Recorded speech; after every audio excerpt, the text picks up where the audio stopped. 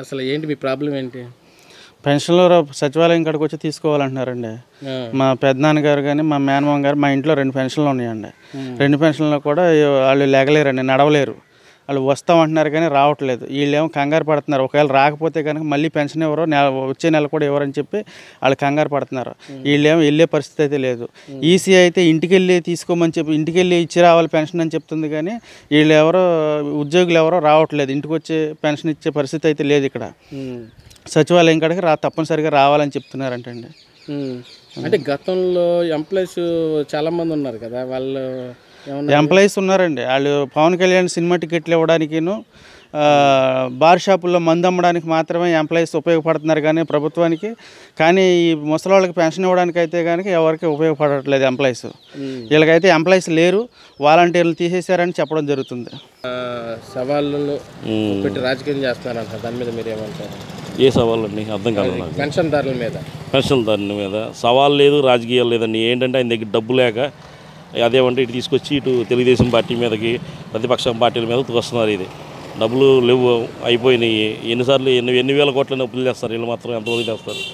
అయిపోయింది, ఖజానా ఖాళీ అయిపోయింది. అందుకని ఏంటంటే ఇక ఇప్పుడు టైం వచ్చింది కాబట్టి పెన్షన్దారుల మీద తోసేసి అదేమంటే మీ ప్రతిపక్షం వాళ్ళు మీకు పెన్షన్లు ఇవ్వద్దన్నారు, వాలంటీర్లు రానివ్వట్లేదు, మా వాలంటీర్ల మీద కంప్లైంట్ ఇస్తున్నారు అనేసి రకరకాలుగా చెప్తున్నారు వీళ్ళు. అంతే. నా సంక్షేమ పథకాలు ఇస్తున్నా, నా సంక్షేమ పథకాలు నన్ను గెలిపిస్తాయి అని జగన్మోహన్ రెడ్డి గారు ఉంటారులేండి. ఏంటంటే ఇప్పుడు మొన్న ఏదో కంట్రీ అనుకుంటాండి, అన్నీ ఫ్రీ అంట. లాస్ట్కి వచ్చేసరికి గొడవలు నానా రకాలుగా ఉంది అక్కడ. ఇది ఎవరికైనా సరే ఊరికి ఇస్తే ఏముందండి, ఊరికి ఇస్తే 10 రోజులు తింటాడు, తర్వాత మిగతా 20 రోజులు ఏం చేస్తాడండి? అంటే ఇప్పుడు ఇలాగ చేయడంపై మీరేమంటారు సార్? మేమేమంటామంటే ఇప్పుడు దీనికి ఎవరి పరిస్థితి అయితే ఉందో, ఇది ఎవరైతే ఈ విధంగా చేస్తున్నారనేది మాకైతే పబ్లిక్ అయితే అర్థం కావడం పరిస్థితి. కానీ వాలంటీర్లు తీసివేయడం అంటే కొంతమంది వాలంటీర్లు చేసే పని అలాగే ఉంది. వాలంటీర్లు తీసివేయడం అయితే మంచిదే కానీ ఎంప్లాయీస్ అయితే ఎక్కువ మంది ఉన్నారు, 12 మంది ఎంప్లాయీస్ ఉన్నారు. 12 మంది ఎంప్లాయీస్ సరిపోతారండి పెన్షన్లు ఇవ్వడానికి. కానీ పెన్షన్లు ఇవ్వడానికి కానీ ఎదుటి ప్రభుత్వాల మీద ప్రభుత్వాలు ఒకరి మీద ఒకరు బుర్ర జల్లుకునే ప్రయత్నమే చేస్తున్నాయి కానీ మాకు పెన్షన్ ఇవ్వడానికి అయితే రావడానికి ఎంప్లాయీస్ లేరని చెప్తున్నారండి. వైఎస్ఆర్ పార్టీ అనేది అభివృద్ధి అనేది ఇప్పుడు వరకు కూడా ఏం చేయలేకపోయింది. ఇంకొకటి నిన్నటిదాకా కూడా నేను గత సంవత్సరం కింద వైసీపీలో ఉన్నాను. ఆ పార్టీలో ఉన్నప్పుడు నాకు అనారోగ్యం బాగాలేదు. నాకు బాగానప్పుడు హాస్పిటల్కి వెళ్తే 5 లక్షలు, కరోనా టైంలో 5 లక్షలు అయింది నాకు. అంటే కరోనా కాదు, వేరే రోగంలో అయితే ఆ ఫైల్ తీసుకొని నేను వాళ్ళ ఆఫీస్కి వెళ్తే 2 నెలల 10 రోజులకి పనికిరాదని చెప్పి పక్కన పడేశారు. నేను ఎన్నో ఆఫీసులు తిరిగాను, ఎన్నో ఆఫీసులు తిరిగినా కానీ నా పని అంటూ ఏం చేయలేకపోయారు. అలాంటప్పుడు నాకు మనసు బాధేసి నాకు ఎవరైతే కరెక్ట్గా చేస్తారనుకొని ఆ ఛానల్లోకి వెళ్దామని చెప్పి నా ఛానల్లోకి నేను వచ్చాను.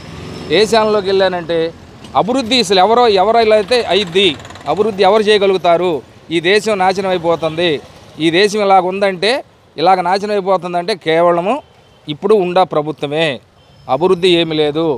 ఈ అభివృద్ధి చెందాలి అనుకుంటే నారా లోకేష్ గారు కానీ చంద్రబాబు గారు వస్తే ఈ రాజధాని అభివృద్ధి చెందిద్దని, ప్రతివారు కూడా అన్నం తింటారని, ప్రతివారితో కూడా మాట్లాడతారని, ప్రతివారు కూడా రోడ్డు మీద పడకుండా టయానికి 4 మెతుకులు తింటారని ఆలోచనతో నేను టీడీపీలోకి మారడం జరిగింది. అంటే నేను సంక్షేమ పథకాలు ఇస్తున్నాను, నా సంక్షేమ పథకాలే నన్ను గెలిపిస్తాయని జగన్మోహన్ రెడ్డి గారు పదే చెప్తారు. సంక్షేమ పథకాలు ఇస్తున్నారు, వెనక ముందు నుంచి ఇస్తున్నారు, వెనక నుంచి పీక్కుంటున్నారు.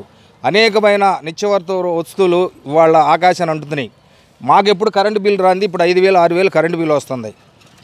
అదే రకంగా మేము చంద్రబాబు నాయుడు గారి టైంలో మాకు వచ్చేసి లీటర్ పెట్రోల్ 70 రూపాయలు, 100 రూపాయలు ఇస్తే లీటర్న్నర పెట్రోల్ పడేది. ఇవాళ 110 రూపాయలు పెట్రోలు.